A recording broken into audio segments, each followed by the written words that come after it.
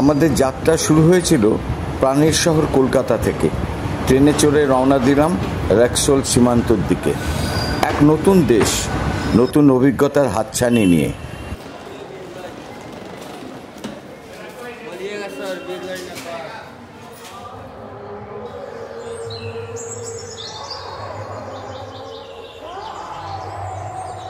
রক্সোল পৌঁছে আমরা পেরিয়ে গেলাম ভারত নেপাল সীমান্ত। এইদিকে দেখো, এই দেখো, এই নেপালের দেখতে পাই না।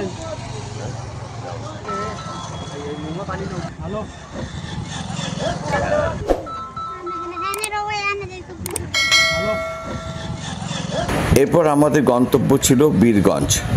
নেপালের প্রবেশদ্বার একে বলা হয়। ছোট্ট শহর হলেও বীরগঞ্জ এক আলাদা অতিথেয়তা আছে, যেন আপন করে নেওয়ার পথ চলতি যাত্রীকে।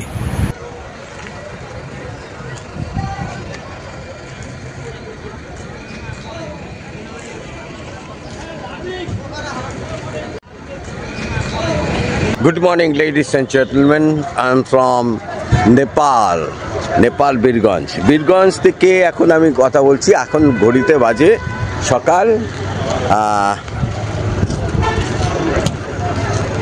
7টা। এখন ঘড়িতে বাজে 7টা। আমরা এখন এসছি বাস স্ট্যান্ডে, বীরগঞ্জ বাস স্ট্যান্ড। এখান থেকে সারা নেপালে বাসগুলো যায়। আমাদের প্রথম গন্তব্যস্থল হচ্ছে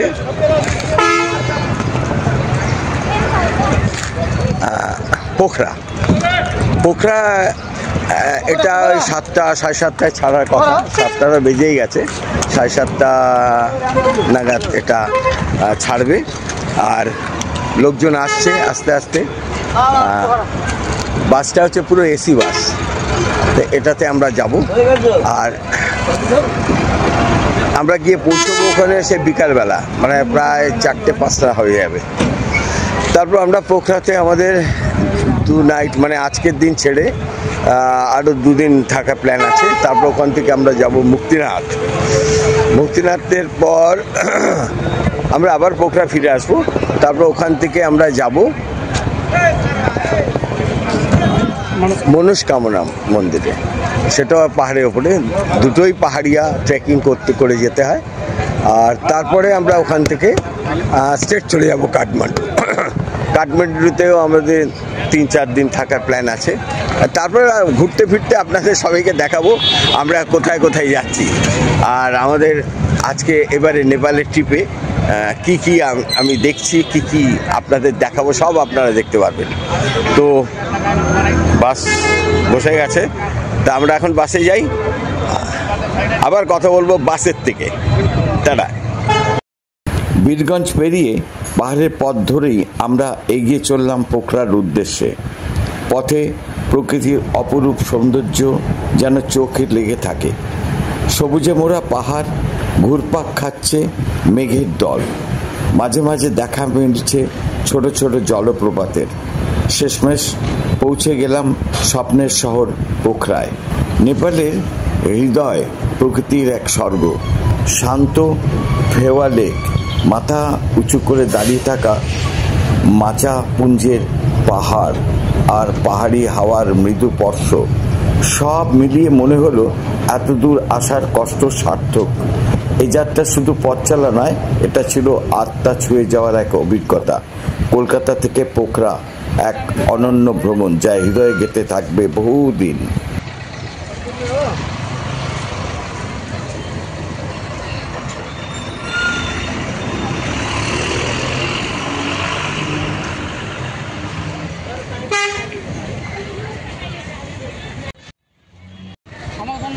আমরা এখন আছি পোখরা বাস স্ট্যান্ডে।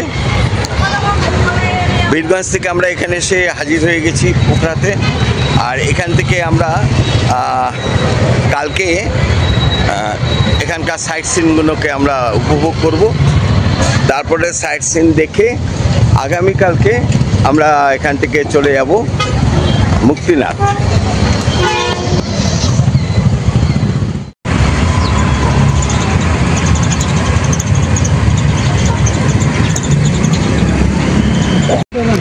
আমি এখন দাঁড়িয়ে আছি পোখরার গুম্ফা, একটি গুম্ফা এখানে আমরা দেখতে এসেছি। চলুন ভেতরে যাওয়া যাক, ভেতরে গিয়ে দেখবো। খুব সুন্দর সাজানো।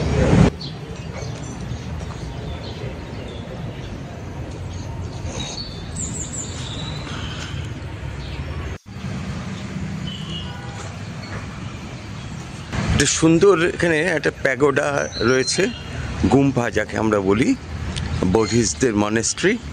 সেখানে এসে আমরা হাজির হয়েছি। আমরা এটা দেখব। সামনেই রয়েছে বোধিবৃক্ষ, এটা রয়েছে একটা বাতাবি লেবুর গাছ। নেপালের অপরূপ শহর পোখরায় আমাদের প্রথম দর্শন ছিল বৌদ্ধ মনস্ট্রি ও বুদ্ধ মন্দির। এ এক ভিন্ন রকম অনুভূতি। অপূর্ব কারুকার্য শোভিত এই টেম্পলটি। আমরা টেম্পলের ভেতরে, মন্দির ভেতরে ঢুকব এবং দর্শন করব মহাবোধিকে। এখানে মঙ্ক যারা, তারা এখানে বসে উপাসনা করেন। এটা হচ্ছে তাদের ইনস্ট্রুমেন্ট, শঙ্খ। কথায় বলে শঙ্খ, চক্র, গদা, পদ্ম। মঠের চারপাশে ঘুরতে ঘুরতে বৌদ্ধ সন্ন্যাসীদের ধ্যান প্রার্থনা দেখার সুযোগ হয়, যা হৃদয়ে জয় করে নেওয়ার মতো। মন্দির চত্বরে ছিল অদ্ভুত এক শান্তি। বাতাসে যেন বুদ্ধের বাণী ভেসে বেড়াচ্ছিল। পাহাড় ঘেরা পরিবেশ, চারপাশে সবুজের আবরণ, আর মাঝে এই আধ্যাত্মিক স্থান।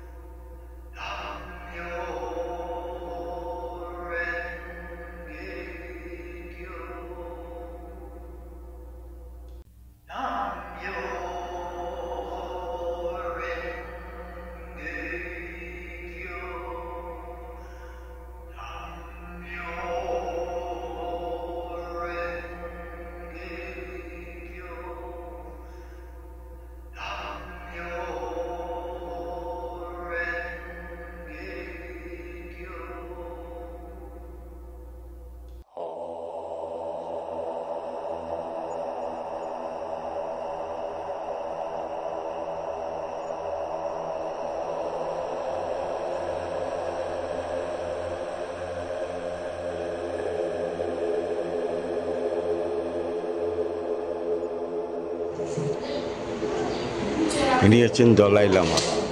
প্রেয়ার হয়, প্রেয়ারের সময় তখন সবাই বসবে।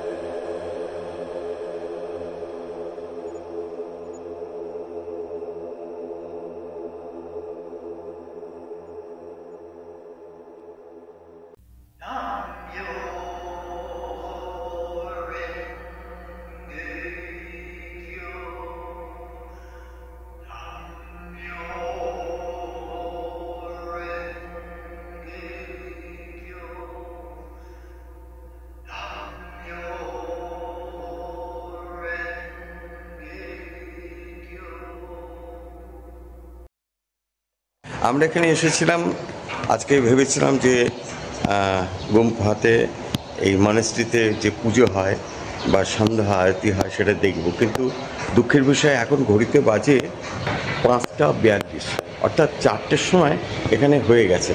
ওই জন্য আমাদের কপাল খারাপ, দেখা হলো না। যাই হোক, খুব ভালো লাগলো, বেশ মনে তৃপ্তি হলো। এবারে আমরা বেরোবো।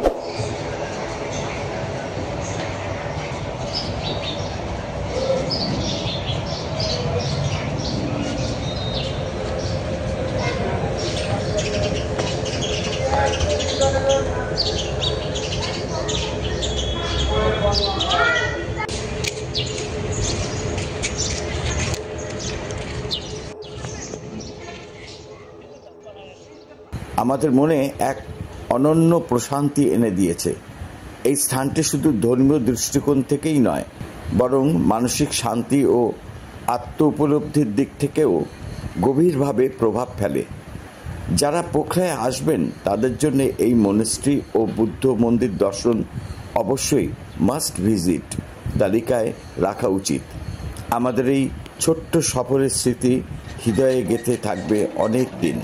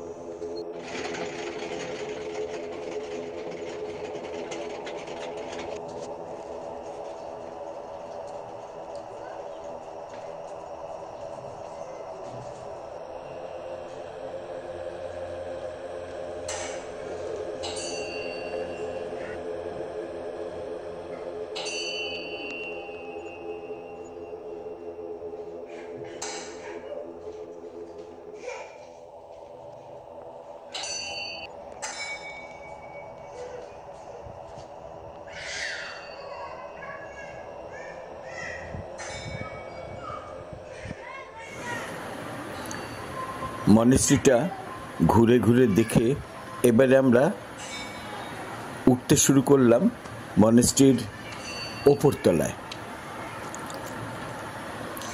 সিঁড়ি ভেঙে আমরা উপরে আসতেই আমাদের চোখে পড়ল অপূর্ব দেয়ালে কারুকাজ করা দৃশ্য। চারিদিকে বুদ্ধিস্ট দেবদেবীর ছবি আঁকা, সুন্দর পেন্টিং দেখে মন ভরে গেল।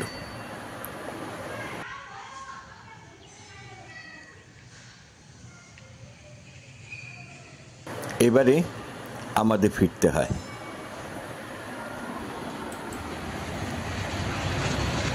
আমরা এখন পোখরা মনেস্ট্রিতে আছি। ঘুরে ফিরে এই পোখরা মনেস্ট্রিটা দেখলাম, খুব ভালো লাগলো। মনেস্ট্রির থেকে বেরিয়ে চারিদিকের শোভা দেখতে দেখতে আমরা বিভোর হয়ে পড়েছিলাম। দূরে দেখতে পাচ্ছিলাম পর্বত শৃঙ্গের সারি, যেখানে বরফ জমে রয়েছে। এবারে বাড়ি ফিরতে হয়। পড়ন্ত রোদে মন্দিরের চূড়া স্বর্ণের আভা তার থেকে বিচ্ছুরিত হচ্ছে, দেখে খুব ভালো লাগলো।